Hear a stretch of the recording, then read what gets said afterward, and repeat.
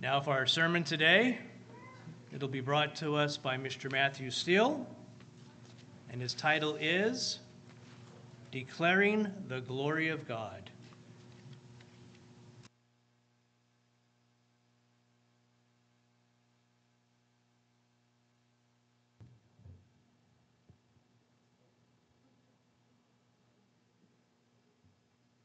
Hello again. So Steve was on the schedule, so I apologize. You're stuck with me instead. As I mentioned before, I think they are up to their eyeballs and moving, and we've all experienced that, I think. So prayers for them for that to go smoothly. So when you're given a day's notice or so for a message, you tend to draw on the things that you have just been studying because you're doing it for yourself. I've been doing a lot of research lately and just a lot of listening to really interesting podcasts and long-form video podcasts on intelligent design and that sphere of scientific inquiry. Is everybody aware of what intelligent design is? We've got some. Intelligent design, or ID, is the alternate theory to evolution. And so being that there is an intelligent designer behind the universe and that everything in the universe shows that and is evidence for that, and that we can use the mechanisms that we all infer and use on a daily basis to see the work of a designer. So, in short, if you were walking on the beach, as we were just a few weeks ago, kind of missed the beach. If you were walking on the beach and you saw something twinkling in the sand and you picked it up and you realized it was a Rolex watch, would you deduce from the fact that it was on the beach and that there's waves and sand and that the watch was made by the sea and that it spit it out onto the shore for you to find and have a nice expensive watch? Well, no, it's ridiculous, right? So theory of evolution, in short, is things like that happen rather than, well, let's look at what forces are at play in the world that actually create watches. And as we know, people create watches. And you could say within a large body of evidence that most people have a mind, and so there's an intelligence behind it, right? So I love that, and I don't know if you guys love it, but you're going to love it for the next 45 minutes or so. I'm going to touch on these areas because I find them fascinating and encouraging and supporting in the Christian faith. And that sounds like an oxymoron, doesn't it? Because we've been told, we've grown up in a Western world and the post-Enlightenment culture where it says that science and faith are separate. They're two distinct things, and they have to live separately. And the nice scientists will say, well, you can have your faith, but just don't teach anybody about it. And don't say that Genesis is actually an account of creation and all those things. That's the nice scientists. The unkind scientists will mock us and deride our thinking and so on. And that is kind of ironic, of course, because Christianity is not just a practice of faith. It's a practice of reason and intelligence, because there's an intelligence behind not just the universe, but our faith as well. So from the time that Charles Darwin put his thesis out, anybody know what that's called? The Origin of Species, 1859, I think it was, around there. From that time, we've had, in the Western world at the very least, a growing fight between science and religion. Up until that time, science enjoyed a rather beautiful period where it was actually born out of faith and the Christian faith. And we'll see, I've got some quotes in here that might be helpful. We'll see that some of our most fundamental scientific advances that we still rely on today were designed or were understood by men of faith as they exercised their faith in the search for the truth that God has put in the created order around us. But for the most part, since Darwin, we've been bombarded, as I say, with this idea that faith and science are incompatible. And so that's, 180 years or something like that. Math is not my strong suit today. But it's been a long time now that we've had this argument. The materialists and the atheists will argue that we cannot include faith or anything outside of a materialistic universe to explain its origin and its creation, its purpose. But what's really interesting is when you look at the arguments of the atheists, the materialists, it's not new. It's actually probably one of the oldest pagan religions in the world. Now, I'm not even talking about the Greek atheists. The new atheists, as we have called them, the likes of Richard Dawkins and others, those new ones, well, they're just repeating some of the ancient ones, but it's actually going back earlier than that. When you have a belief system that the creative power, the God, if you were, is in the material universe itself, you know what you call that? Anybody have an idea? Animism. It's the idea that the God is the rocks and the earth and the rivers and the sky. The created universe is the God. And that's exactly what Darwin and all of his buddies ever since have been doing. And if you look up animism, it's thousands of years old. It's one of the oldest pagan ideas. It was found in all kinds of cultures in all parts of the world. And it is exactly this. At its core, it is the worship of the material world. Natural elements like earth, soil, land, and in the more ancient practice, they called them spirits, but sky and waters and trees and stones are treated as alive and sacred, often personified or seen as inhabited by spirits or creationistic kind of power. Its practices involve rituals to honor or appease these forces for hunting success, harvest, healing, protection from storms and floods. Shamans or mediators are often communicate with these spirits. This is precisely what we have in our new atheists.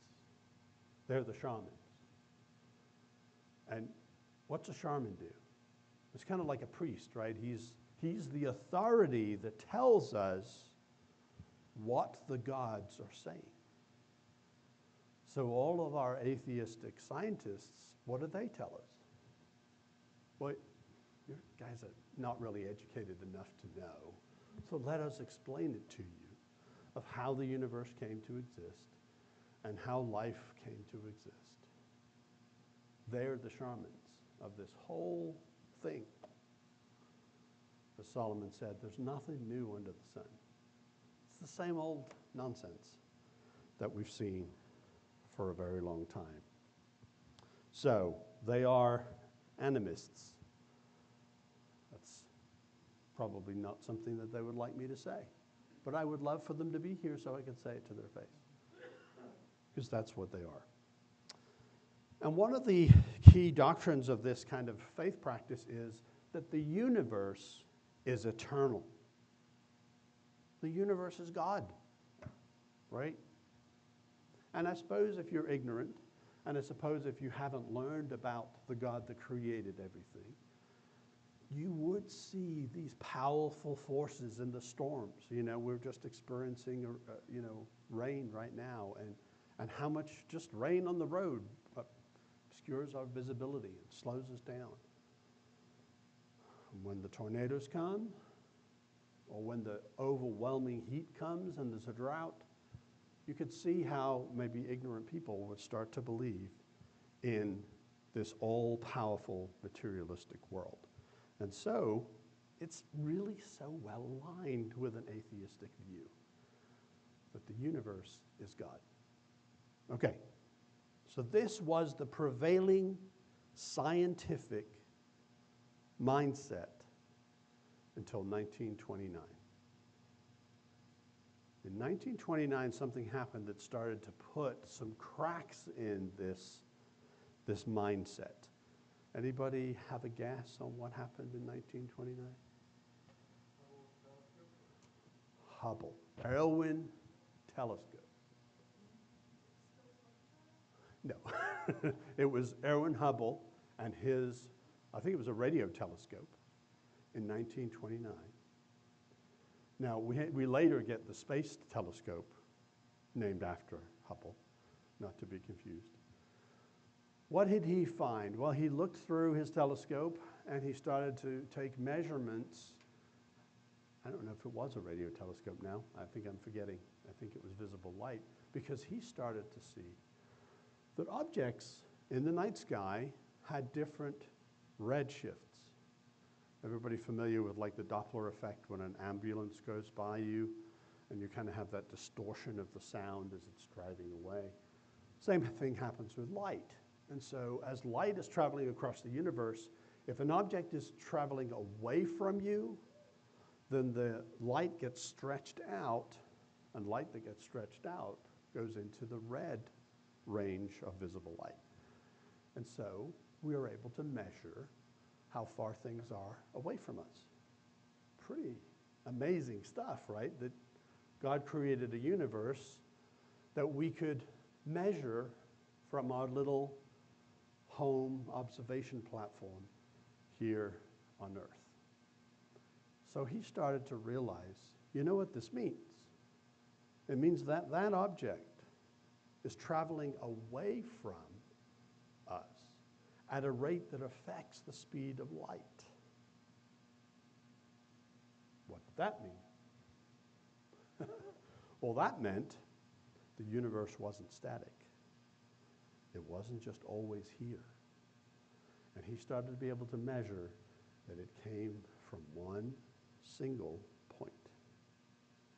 Now, sometimes Christians might get a little concerned about the idea that the Big Bang, that denies the creation story, and it doesn't.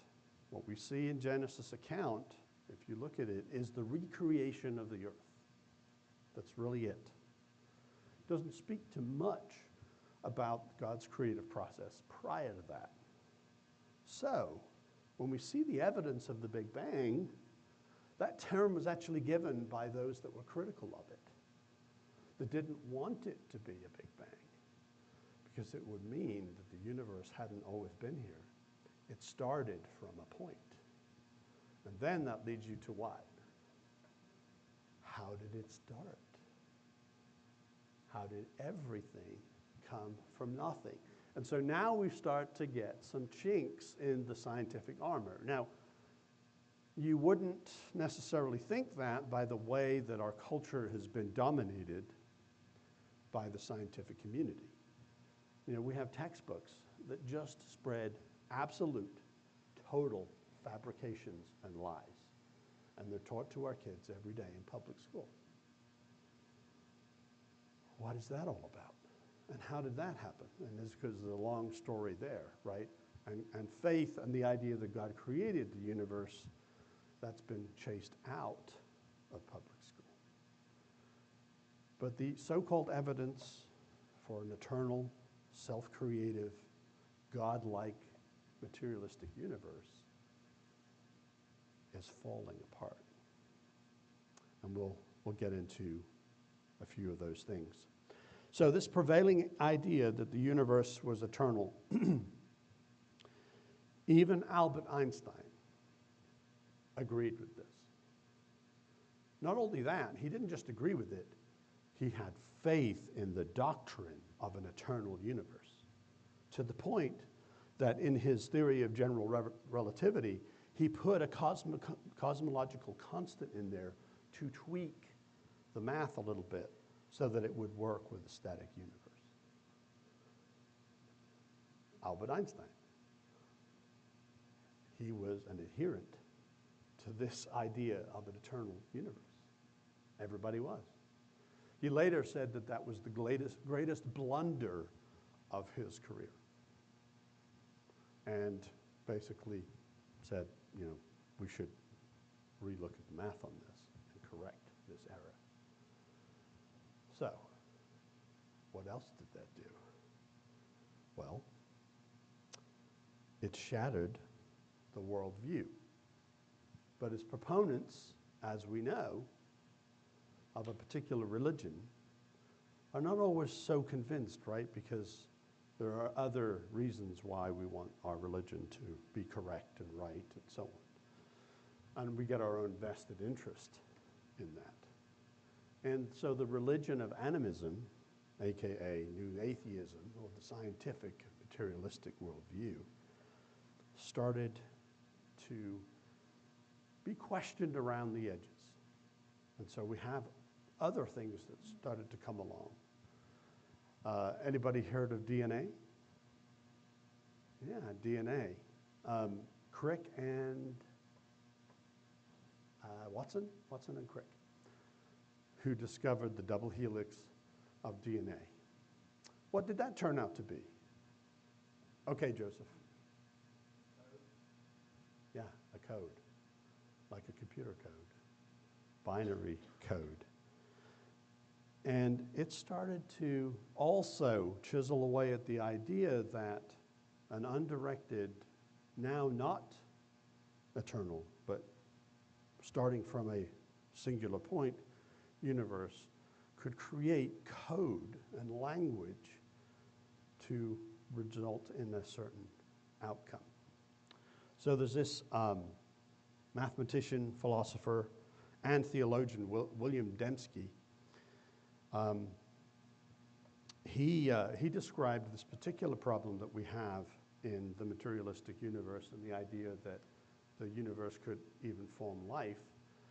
He said there's insufficient probabilistic resources for the universe to bring about the creation of one amino acid, of which multiple are needed in order to bring about a viable, usable protein for a cell. And this is even before you've got to a cell. And what it means by probabilistic resource is there's not enough matter in the universe and enough time for randomness to happen for that to produce a single amino acid. And even if it did, that amino acid would likely survive a very short amount of time. Because there's something about the biomolecular structure and the chemical evolution that requires certain pieces to be together all at once. And that's called irreducible complexity. So it's the idea that all the parts have to exist at once for the thing to work. So we know that from our common experience, right? A watch is no good to you if it has every part except the hands. Then it's just a ticking, what? Chunk of metal. So it needs all of the parts, and that's what we call irreducible complexity. And so the idea of creating this single amino acid, not even getting to a full functional protein, not even getting to a cell, which at the time of Darwin was described as being a blob of undefined protoplasm. So basically mucus.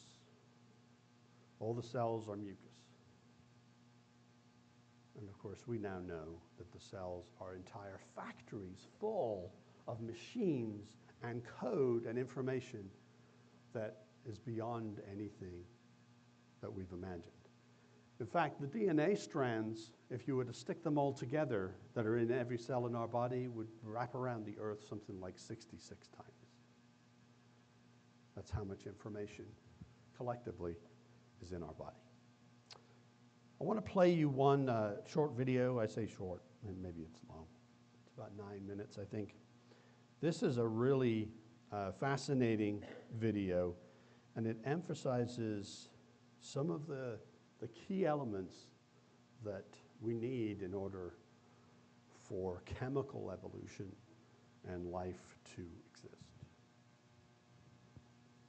Okay, I've got some good news and some bad news. Bad news is Everything is trying to kill you. those french fries you just ate probably clogging your arteries right now. Dead.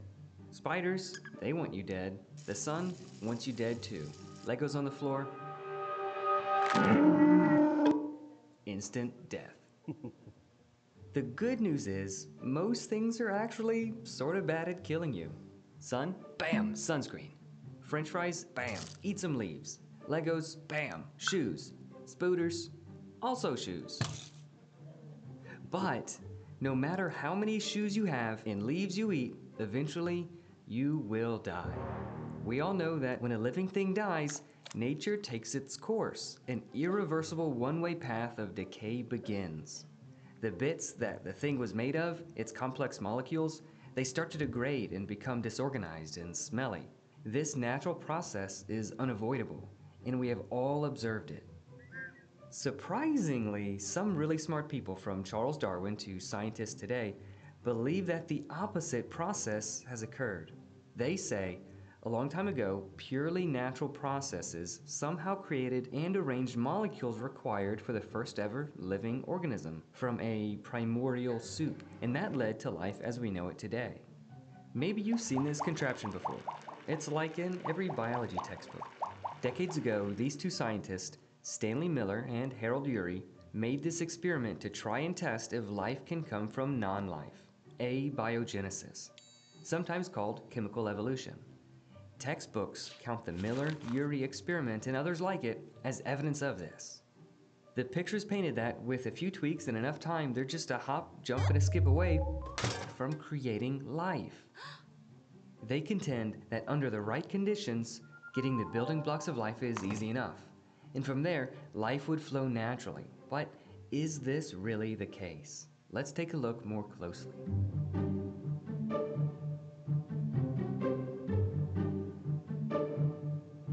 Simpler chemicals have indeed been transformed into some of the building blocks of life in the lab. That much is true. But how impressive is it? Well, about as impressive as water turning into ice. When the situation is right, water freezes. Pretty cool. Likewise, these building blocks form spontaneously as well when the situation is right. The important questions are, how do these lab experiments compare to reality, and how close do these building blocks get us to life? In other words, if we had the building blocks, will life flow naturally as the biology textbooks seem to indicate? One dirty little secret of these origin of life experiments is that they don't actually start with plausible natural conditions. These experimenters, I don't want to say cheated, but let's say they cheated. They sort of just cheated. These scientists begin with pure industrial strength ingredients. These are never found in nature like that in such extreme concentrations and purity, certainly not all in the same location. Billions of dollars worth of precise machinery created and operated by thousands of very intelligent people in labs all around the world over the course of many decades is what gets us to the point where these experiments can even begin. Another dirty little secret of these origin of life experiments lies in the presentation of their results. Even cheating like they did, what exactly do they end up with? The vast majority of what they make is actually toxic garbage. For example, in this paper, over 99% of what they make is not only unwanted, but effectively destroys the building block's ability to form more complex molecules. The very process that makes these building blocks also, critically, stops them dead in their tracks. A little detail your biology textbook may have left out. The third cheat is something called relay synthesis. They buy industrial strength ingredients to start with, make mostly garbage out of it, but may produce trace amounts of something they wanted. Like in this experiment, they yielded 0.011% of the nucleobase adenine. Then they declare success. These chemicals can technically be turned into adenine, even though it is unavailable to actually do anything because it's surrounded by garbage or consumed by side reactions and would quickly degrade, but whatever, details. For the next experiment, rather than starting with what the previous experiment actually produced, this mixture of garbage, instead they now feel justified in purchasing pure adenine from a laboratory supply shop to further cheat at the next step toward life. And this sort of thing happens over and over again, completely detached from reality. But you admit they are using natural ingredients though, so what's the big deal? Just to be clear, the experiments are trying to show that these building blocks can form in natural environmental conditions. So yes, these conditions are natural, only in the same sense that your cell phone is also made in natural conditions with natural ingredients. The metal in your cell phone is basically just some melted down rocks. The battery's more simple elements, lithium and cobalt. The glass screen, computer chips, and circuitry, just fancy melted sand. The apps and pictures on your phone, simply arrangements of electrons, another completely natural phenomenon. Every element of your smartphone can be broken down into naturally occurring components, just in concentrations and purities and arrangements never found in nature, very similar to these lab experiments. But you know, I've never seen a cell phone happen in nature, not even one of those old crummy ones you can only play Snake on. How natural things are arranged and their concentrations is key. If I made a cell phone in a lab using ingredients created in factories, am I really simulating a natural process? Or am I using intelligence to direct and create? Now, scientists do acknowledge that starting with these industrial strength chemicals is problematic, but they often express this in coded terms laden with jargon to make it sound less awful. Take this recent paper talking about their use of unnaturally high concentrations of ammonia. They say, this may limit the geographical areas where such chemistries may occur, an aspect that needs further investigation. Translation, nowhere on Earth could they ever expect to find the circumstances they contrived to reach the conclusions they wanted. Yeah, but given enough time or enough planets in the universe, surely anything could happen. What if we had billions of years? Some problems are not solvable by time. When people assume that lots of time is abiogenesis's best friend, it seems reasonable. But it's exactly wrong. They're not BFFs. At best, they're frenemies. Yes, time gives more opportunities for things to happen, but what's overlooked is that it also gives more opportunities for time to decay and destroy the trace amounts of biotic material that may have been created. Some of these molecules are very fragile. Their half-lives can span from merely decades, not millennia, all the way down to just days or even minutes. The origin of life is not like a very long journey by foot, where if you could just make a little bit of progress, just one single step, given enough time you could make it any distance. This is a problem of a different category. It's more akin to attempting to walk to the moon. Time won't help that sort of problem. Why not? Well, to give you a rough idea of how large the chasm is, these experiments have produced small molecules like this. And this is just some of what they need for even a very simple, single-celled organism. Thousands of chemical ingredients must be present in the same place at the same time, the correct concentrations, chirality, with no ability to tolerate anywhere near the level of impurity found in undirected chemical processes or in the lab. Living organisms handle this by making most of the chemicals they need for themselves, on-site and on demand. But of course, that wouldn't be possible before they existed. The chasm between the starting point and the simplest possible life form is so large that abiogenesis is hopelessly and forever off limits to the mechanisms in question. It's not that there isn't enough time, it's nonsensical, like asking how heavy is blue. It's simply the wrong question, and it betrays an ignorance of the scope of the problems involved. In spite of the observable data and our own experience showing us that, left to its own devices, life only goes one way, toward decay and degradation, some still have faith that it could have gone the other way in the distant past with the origin of life. So, when you see statements like, Life arose via chemical evolution. that sounds scientific. But that claim is more akin to alchemy or a horoscope than to science. Lots of narrative and hope, but little actual evidence. And so they rely on imagination and people's scientific ignorance to be persuasive. Make sure you subscribe to get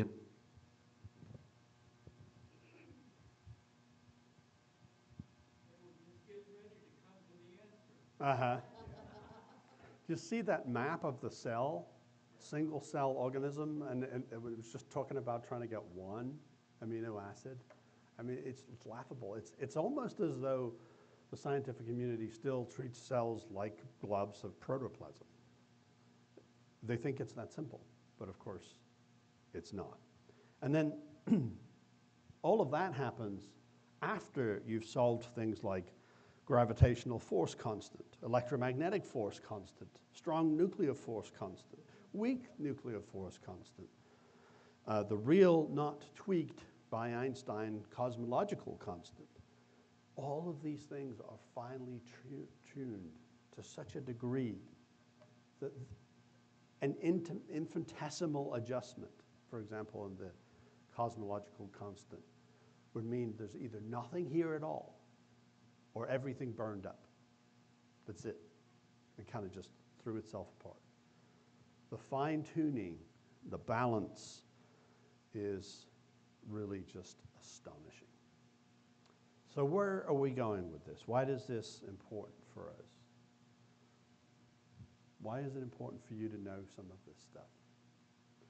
I mean, I suppose from one level you could say it's important so that you can share this with others, help them know that they're literally being lied to by one of the largest religions in the world, the scientific community, aka the animists. But also, I think it's good for us too.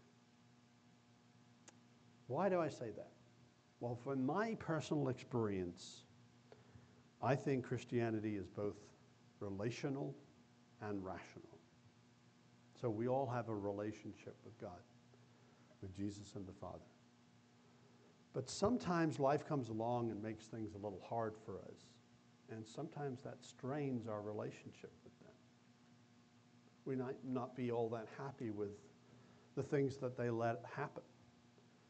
Or we might not be all that happy with the suffering that we have or that the world has. And when I find myself in those spots, I look for something else that is supportive and encouraging to me, to remind me that God exists, that He is there.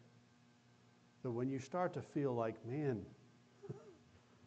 God's either mean or He's not there, when you're in the throes of crisis, you can rely on reason. And so I think that's an important part of why we should know some of these things. And I think that's why David gave us Psalm 19. Very famous passage that's often quoted, at least the first couple of verses are quoted in Psalm 19. But there's more going on in this passage. It is a beautifully scientific passage set to poetry. And I'd like us to just take some time and look at this. This is an appeal to reason, that there is a God, and it is shown by the things that He has made.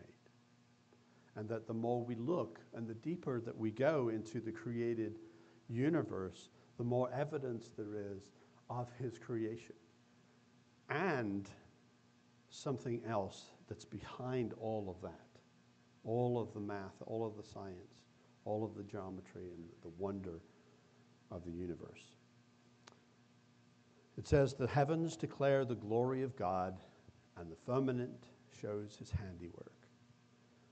Day unto day utters speech, and night unto night reveals knowledge. And you know, this was true for David, but we have to think about where he was in the, what is it, Joseph? The Bronze Age? Bronze Age, right? And we have to think about what he knew about creation was most likely just what he could see with his eyes, the observations that they could make. Now, they could see a lot more of the stars than we can today in our cities, for sure, right, with all light pollution. And they had a much more rich tradition of doing so. That was their movies. You know, they'd go out and watch the stars.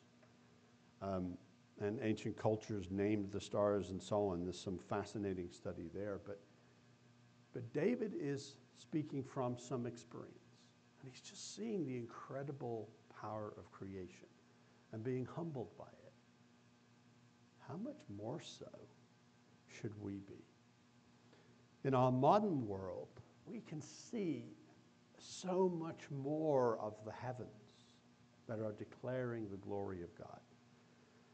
More than David could have even imagined what was out there. And even with the passage of time and our technological advances, it is continuing to be supportive of the intelligent designer that created the universe. We talked about Edwin Hubble figuring out that the universe had a beginning point. That's just one of the many that we now understand. In September 2003, the Hubble Space Telescope, named for him, was trained on one tiny portion of the night sky, an area that looked black and devoid of stars. They just picked a little spot. And we're going to use our fancy new telescope. I think this was probably after they fixed the lens problem that was on it. And they zoomed into that spot. And they did a composite of 800 images. So, you know, this thing orbits the Earth, and so each time they'd have to take another image and another image, and getting deeper and more sensitive to the light that's coming from what looks like a black spot, nothing. And it produces this first image, Brian.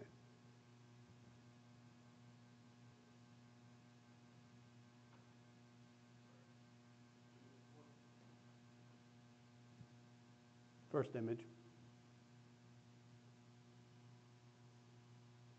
You guys remember seeing that? It's called the Hubble Deep Field image.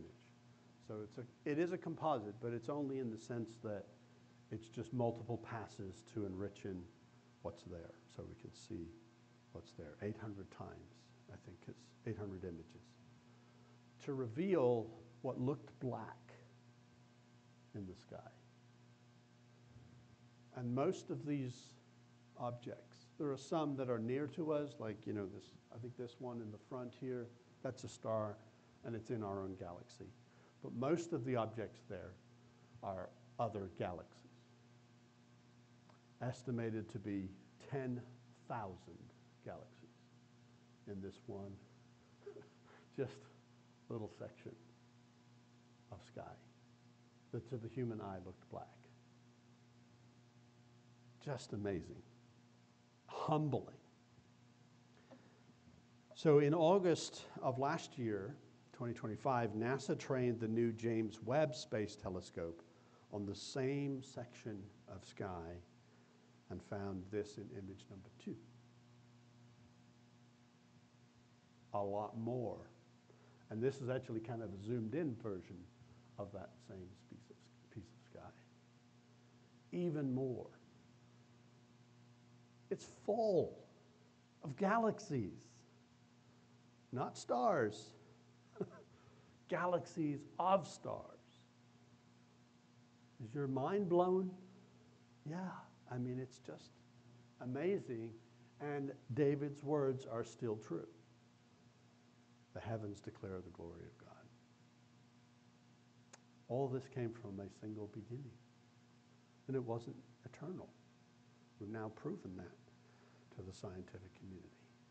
And they come up with all kinds of strange ideas, such as, well, there's multiverses, and there's, you know, they're just pushing the problem further and further back, as a lot of the intelligent design people say, because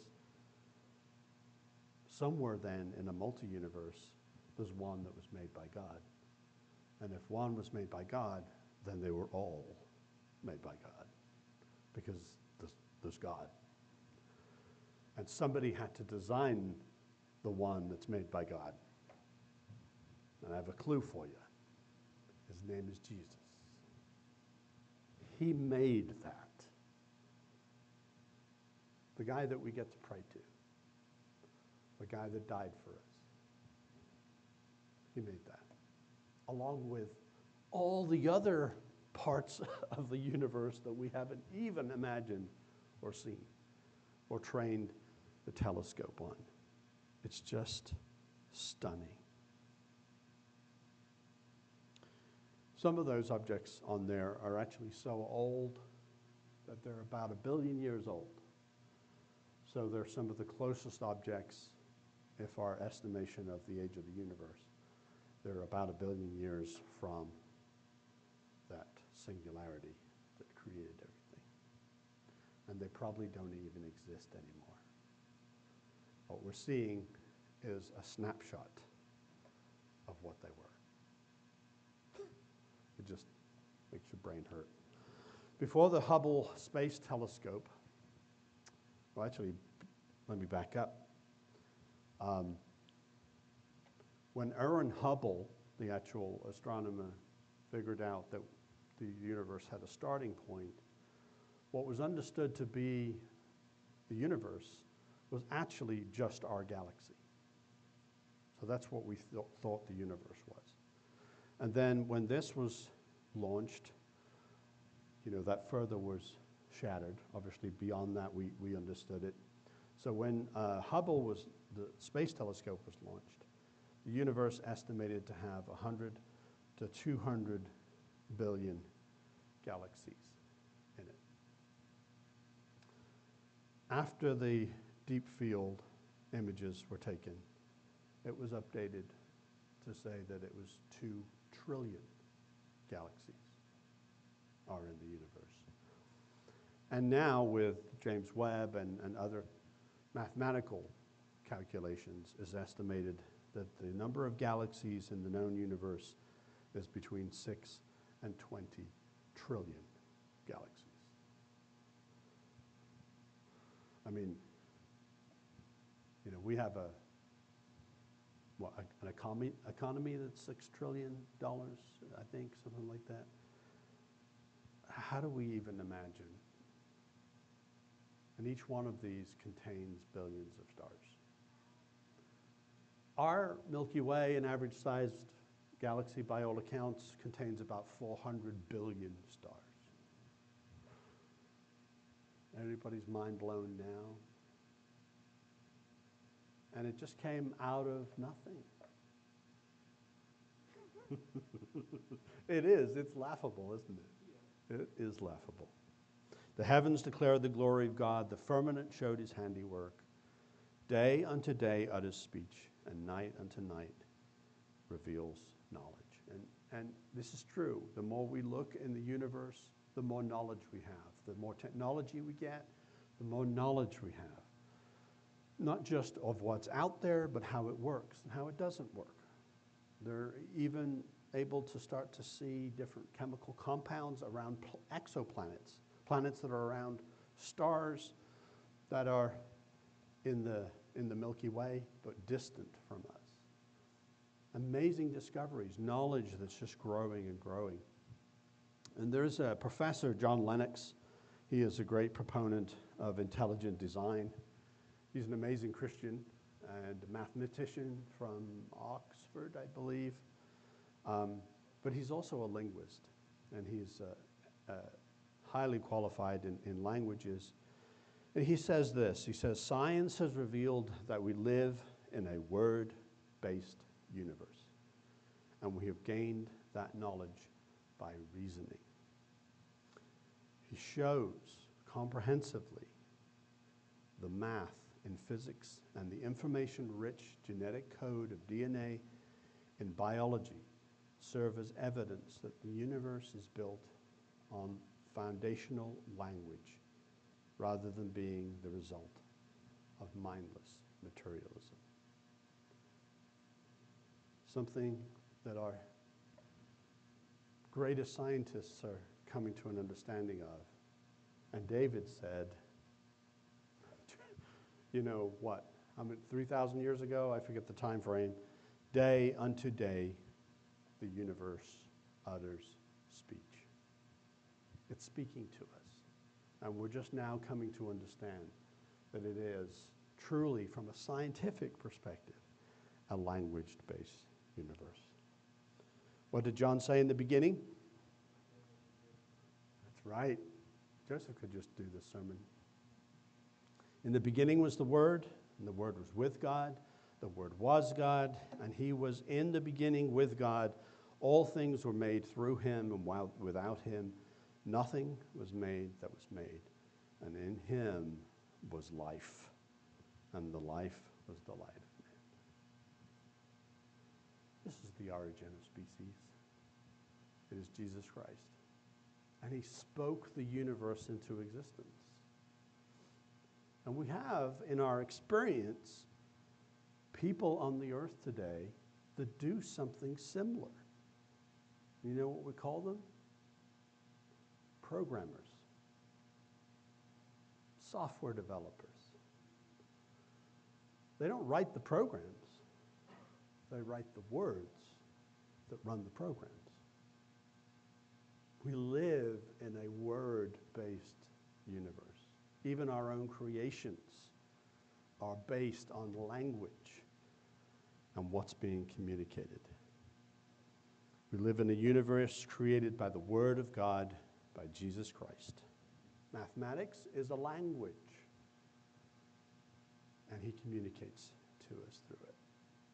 So back to Psalm 19, verse 3 says, "There is no speech, no language where their voice is not heard."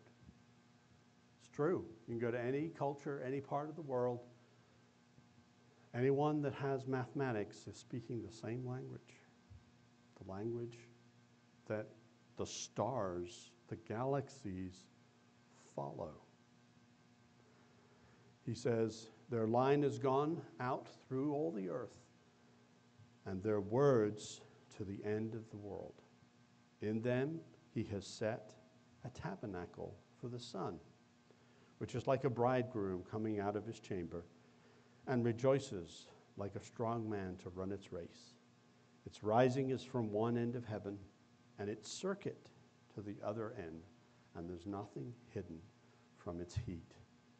So he's describing these celestial objects, but it's interesting some of the terms that he's using here. Obviously, he's describing the heat. Okay, we all know that. He certainly felt it. But there's other things that David is describing in ways that I don't think he could have known, could he, of the scientific principles behind it. Brian, could you bring up image 3, if I remember correctly? So, image 3. That's where we are in this is a reproduction of our galaxy, of the Milky Way. Our home, our tabernacle. And that's our sun in there somewhere. And then we're on a rocky planet orbiting the sun. There's another picture, I think, Brian, it's a top-down perspective. Can't really even see where the sun is. But we inhabit something, just interestingly enough, in between these more defined arms, that's called the Goldilocks zone from a galaxy standpoint. If we lived, the sun was in one of these deeper areas here, there or there, it'd probably be like daytime all the time. Be so much light, we wouldn't be able to really see the universe and measure and examine and use telescopes effectively. It's too light. And so we're in this zone that's free from a lot of debris and free from a lot of things that could come along and hit the earth and destroy us. but also give us the maximum view to see the universe. Aren't we lucky? We're so lucky. So this gives us a perspective. But what are we doing here? Well, we know the Earth, it orbits the sun, right? And David's word, what was the word he used? I keep forgetting this word. The circuit. He uses the word circuit. So we orbit the sun, and the sun orbits the center of the Milky Way. And at the center of the Milky Way is a black hole that could just gobble us up. But everything's so perfectly balanced. And so here we are in our circuit, orbiting. So we have an equation given to us by a really sharp guy. I think it's in image number 5. Anybody know what this is? I know we've got school teachers in here. This is Newton's, let me see if I get this right. This is the formulation for his gravitational formula, right? So gravitational force between the two objects is F. G is the gravitational constant, and I could give you all the big long numbers, but I don't know what they mean. And then M and M2, so M1 and M2 are the masses of the two objects, and R is the distance between the center of the two objects. This is how Newton figured out how to calculate the gravitational force exerted between objects in the universe. Now, he did this in 1687. 1687. We used this to put men on the moon. The same math is so accurate today that it's only superseded by quantum mechanics, and only in certain circumstances, like when you get close to a black hole or something like that. Is your mind blown yet? It's understandable. Now, maybe not to you and I, unless we're really, really skilled in this, but to mankind, this is understandable. This universe has order and laws. Isaac Newton published this discovery of his law in 1687 in his Philosophiae Naturalis Principia Mathematica. He was an English guy, but I don't know why he had to do it in Latin. But there you go. And it is an accurate way of measuring gravity. Why objects fall to the earth, the motion of the planets around the sun, the tides here on earth, and the orbits of the moon, and satellites, and stars, and galaxies. He was a Christian. And one of the things that he said was that he is researching the scientific world, the natural world, this amazing cosmos, to understand and reveal the glory of God. And he said this in the middle of his preface in the Principia. So he says, "He that works with less accuracy is an imperfect mechanic. And if anyone could work with perfect accuracy, he would be the most perfect mechanic of all. For the description of right lines and circles upon which geometry is founded belongs to mechanics. Geometry does not teach us how to draw these lines, but requires them to be drawn. For it requires that the learner should first be taught to describe these accurately before he enters upon geometry, and then it shows by these operations problems may be solved." In other words, he's saying you have to observe the physical universe. You have to look at what the heavens are declaring. You have to listen to the things it's speaking to us. And then we understand that physical world and the geometry that makes it happen. The lines and the circles that David was talking about in Psalm 19. He said the line has gone through the earth. Geometry. Understood then, understood now. And that this is the mechanics of what makes the earth and everything in the universe operate. So, I'm going to skip ahead here a little bit. In Psalm 19, verse 7, it seems that the psalmist starts to change gears. And he's gone from this whole idea of observing the physical universe to now he's coming down to a spiritual observation. But I don't think so. To him, there would be no difference. Remember, we have grown up in the post-Enlightenment, haven't we? That says that science and faith are not friends. They're different things and they shouldn't be mixed. But David sees them all the same. He says, the law of the Lord is perfect. All of them. Those written in Scripture, those written in the heavens. The gravitational laws, the laws of conservation of energy, all of the laws, they're created by God. We have some of them in Scripture, and we have some of them he wrote into the stars. And he said all of them are perfect, converting the soul. So we can have a conversion from seeing the truth of the laws of God in motion in the universe as we see them. So it's an encouragement to us. It helps us, maybe sometimes when our faith is struggling. The testimony of the Lord is sure, making the wise simple. The statutes of the Lord are right, rejoicing the heart. The commandment of the Lord is pure, enlightening the eyes. The fear of the Lord is clean, enduring forever. The judgments of the Lord are true and righteous altogether. We can tell from the universe that there is a way things work, right?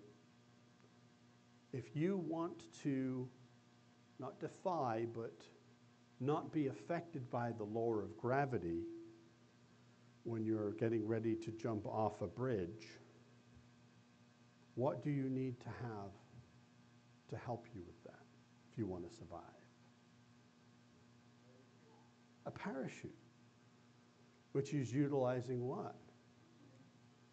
Yeah, fluid dynamics of the air. Another law, another set of laws, in fact, that will gracefully bring us down to the ground. Now, if we don't have the parachute, we die of sudden impact disease or concrete poisoning, whichever way you want to talk about it. We're not breaking any laws. We're actually following the law all the way down to the bitter end. Just like you shall not kill. You shall not bear false witness. Right? Just like all the commandments of God. Don't steal. What happens when we do those things? We might get away with it.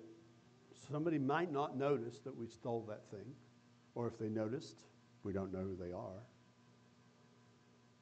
But we don't get away with it, do we? It changes who we are. Now we're a thief.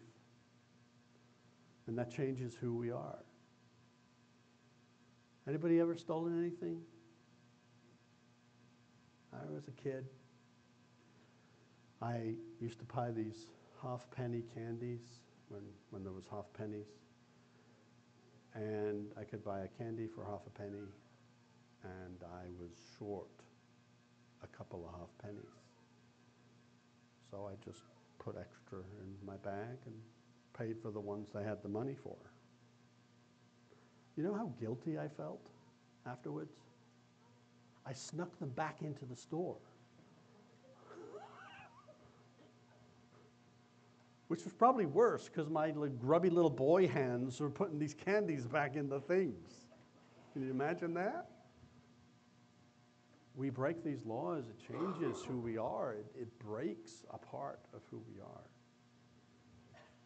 Just like if we don't work well with the law of gravity or any of the other laws. Sometimes people come in our lives, they're kind of like asteroids. You ever met a person that's like an asteroid? You know what an asteroid does, right? Creates absolute, total disaster. We've all experienced that in some serious ways. When the laws are put out of sequence, something happened to that big old rock out there in the asteroid belt. Something knocked it, a comet pulled it out of its orbit, and now it's in a whole different situation. And the Earth has some near misses on a fairly regular basis when the outer planets don't vacuum them up like Jupiter and Saturn. They're there to protect us. So these rocks come flying in and get really close, and they could end and hurt us in ways we can't imagine. People do that too, breaking God's laws, causing chaos, pain, and suffering in our lives. All of these are just the part of the same set of laws that God has created. He inscribed some of them on a tablet and gave them to man. And then the rest he has inscribed in the heavens for us to learn and research and observe. What are we to do with all of this? Well, in Revelation chapter 21, verse 5, we are given hope for our individual lives when we have catastrophic things come in our lives, like asteroids coming into a planet, and also hope for the universe, too, because we see a lot of chaos out there. We do see a significant lack of life apart from this planet. It says in verse 5, "Then he who sat on the throne said, 'Behold, I make all things new.' And he said to me, 'Write, for these words are true and faithful.' And he said to me, 'It is done. I am the Alpha,'" the one that spoke it all into existence, the one that said what he said and the Big Bang rolled out. "I am the Alpha, the beginning, and Omega, the end. And I will give of the fountain of the water of life freely to him who thirsts. He who overcomes shall inherit all things, and I will be his God, and he shall be my son." The God who set in motion 6 trillion galaxies or more, we don't know, has promised to set in motion a law. I call it the law of the conservation of the saints. He's going to save us from all of this. And then, of course, you can read, I believe it's in Jeremiah, I should have brought the scripture up, that he is going to plant us in the heavens. Renee and I were talking this morning about, how you can get a star named after you on the star registry. The scripture tells us that God's already got all the stars named. 6 trillion plus names. And Renee said, well, what if one of those is named for each one of us? It's already named for us.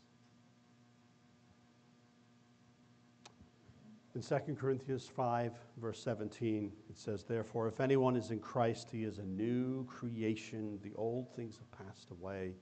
Behold, all things have become new. This is a law of the conservation of the saints. Jesus is going to make us new. He's going to restore us. This is the law just as much as gravity is, just as much as any of the cosmological constant, the weak nuclear force, all of these things. These are laws as God would have us understand them and know them, from the heavens all the way down to the earth, transformed and declaring the glory of God. In Philippians chapter 2, verse 14, Paul puts it this way: do all things without complaining and disputing, that you may become blameless and harmless, children of God without fault in the midst of a crooked and perverse generation, among whom you shine as lights in the world. Shining as lights. And then Daniel describes our light as being like the stars of the heavens.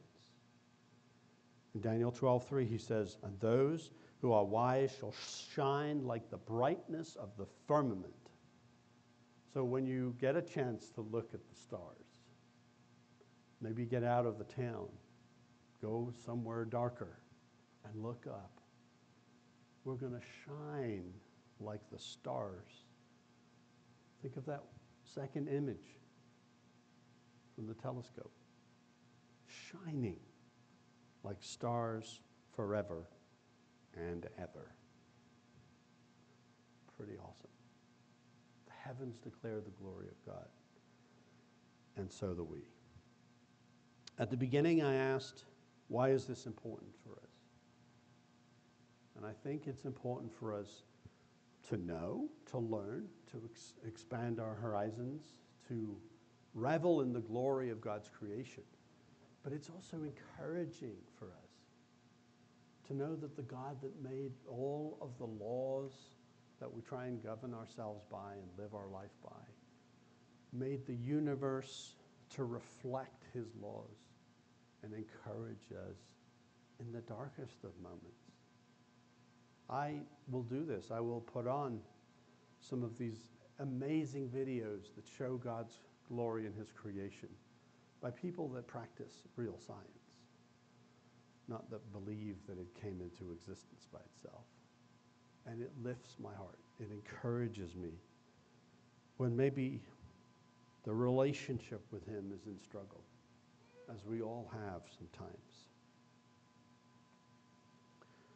The psalmist thought that it was important because we have this beautiful psalm that reminds us of God's glory, reminds us of the laws that are in effect, reminds us that he's communicating to us through language in the universe, through mathematics, and the incredible beauty of it all,